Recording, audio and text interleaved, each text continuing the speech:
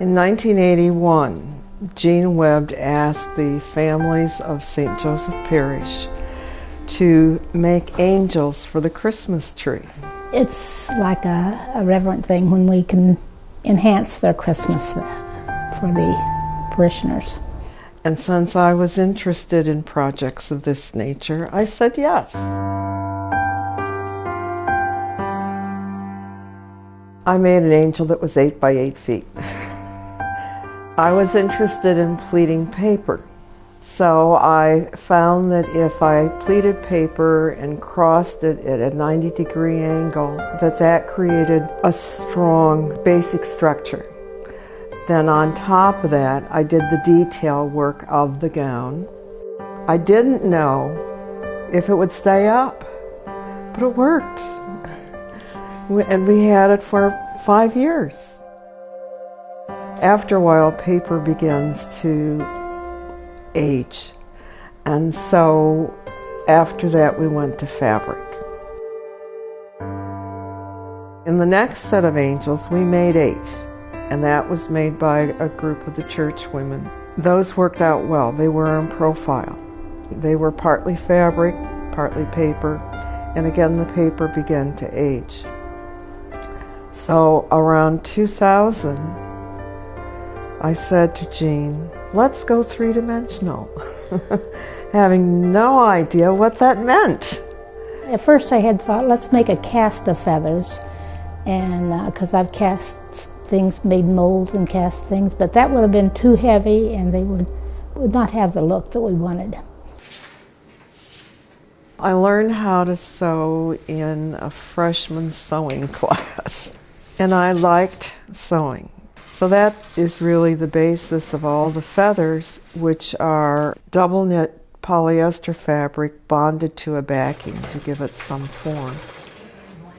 These are the feathers. So we make all the feathers based upon patterns that we've made. This layer here is where we're working now, so I would start putting them, gluing them here, here, here. We started out with a framework stuffed with cotton, and when we picked it up, it just flopped. And right away we knew that wasn't going to work, wasn't going to hold up. So I came up with the idea of using expandable insulation. So we squirted the insulation all throughout the wing framework, and when it hardened, I carved it down into a wing shape.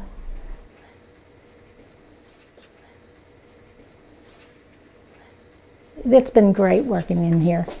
We can get it as messy as we want, and it doesn't mess up the rest of our house.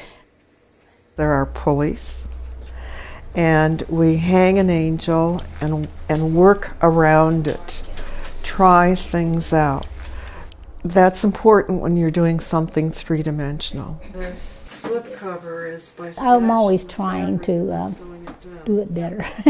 You know, some things that we've tried, the idea was good, but it didn't work. We didn't have angels one year because of a decision I made. But after a while, you get to learn your materials and what to expect from them. You also refine your thinking so that you've sort of selected the choice ideas, the ones that are going to work the best. The rod goes here and into the wing and down, anchored down here in the wing. And this is the way we hang. Through there, sit in on the floor. There you go. That's all you have to do to hang it. And this is foam board. It's used for the body. And even using foam board, they weigh a little over 50 pounds. The hair was a rag mop that we soaked in Elmer's glue and styled it, put it on the head, and then when it dried, we covered it with spackling plaster and painted it, and it looks like real hair. The arms, which come together on the trumpets, we found were wearing at the shoulders, that they were just being held in place by the cloth. And so Jean designed an arm that has an elbow. Then she designed a hand where the fingers can be shaped because there's a foundation of wire. The hands have to come up and hold the trumpet. And we put Velcro, and they worked pretty good, but the Velcro gave out. And then I found some round magnets like a washer with a hole in the middle, so I slipped them in the glove and stitched them in. Jean put magnets into the tips of the fingers so that we didn't have to pin the fingers together. The trumpets were wobbly, so I took a spike and I turned the angel on her tummy and hammered a hole down through her head along the stem of the trumpet and poured it full of Gorilla Glue.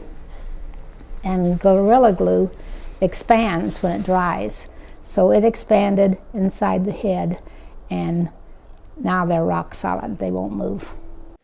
And we'll put the cape on. Oh, okay. Jean and I make a good team because she has the construction skills, I have the sewing skills, and so it's a good combination. I can usually come up with this inner structure, but the wings and the gowns and that makes it.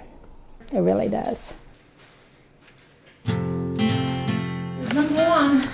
Jean and I put the wings and the angel body into wedding gown storage bags, and the team comes and transports everything to the church. Our people really have a great sense of ownership for our parish and for the church. It's not just somewhere to go on Sunday. They feel very much that they are part of it, that they have a responsibility to the parish, to their fellow parishioners, to all of the endeavors that we have here.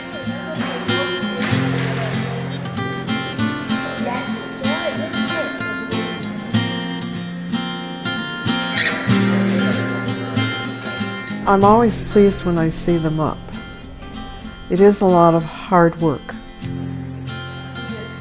I have to watch myself because I'm checking things not quite right. Something we can do better.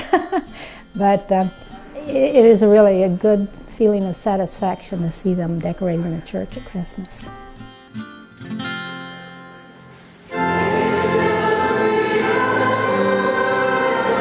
What they mean to me personally is to bring about a sense of peace and serenity and almost a preview of what heaven is going to be like.